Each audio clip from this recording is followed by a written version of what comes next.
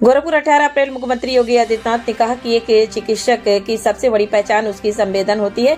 यदि किसी डॉक्टर के मन में संवेदना नहीं है तो वह डॉक्टर कहलाने का अधिकार है या नहीं, इस पर विचार होना चाहिए। उसकी पहचान ही संवेदना से है।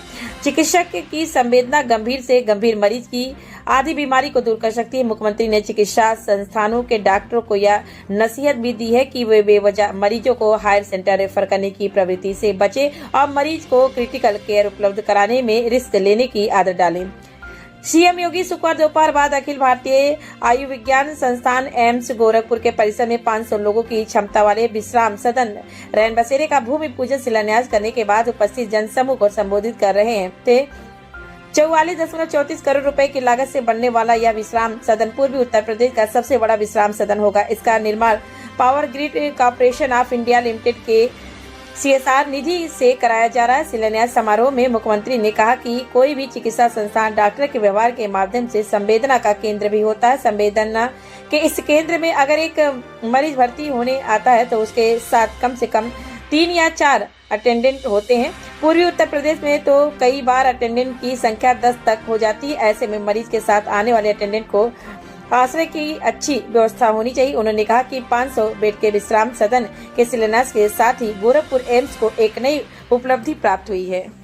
हमें टेक्नोलॉजी का उपयोग करना होगा और टेक्नोलॉजी अगर हम उपयोग करेंगे तो अधिक से अधिक लोगों को हम राहत दे सकते हैं,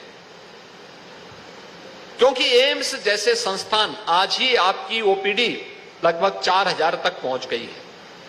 और मान करके चलिए कि अगर यहां पे सभी सुपर स्पेशलिटी की फैकल्टी आ जाए और ये सभी सेवाएं देनी प्रारंभ करेगी, यही ओपीडी आपकी जाएगी 10,000 तक। उस समय स्क्रीनिंग की व्यवस्था हो और स्क्रीनिंग के लिए यह एक सेंटर बने।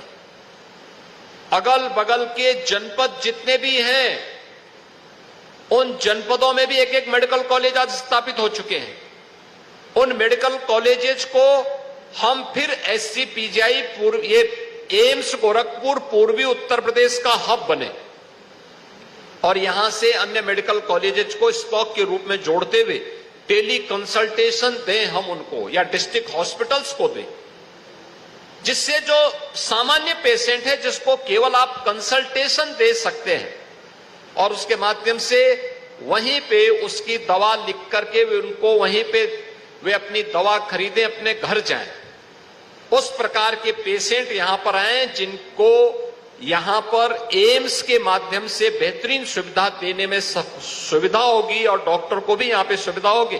उस प्रकार के पेशेंट की सुविधा का केंद्र अगर हम बना देंगे तो मुझे लगता है कि आपकी क्वालिटी भी मेंटेन रहेगी और डॉक्टर्स भी अधिक से अधिक पेशेंट को यहां सुविधा देने में सफल होगा। हमें फ्यूचर की उस सुविधा के लिए तैयार होना होगा।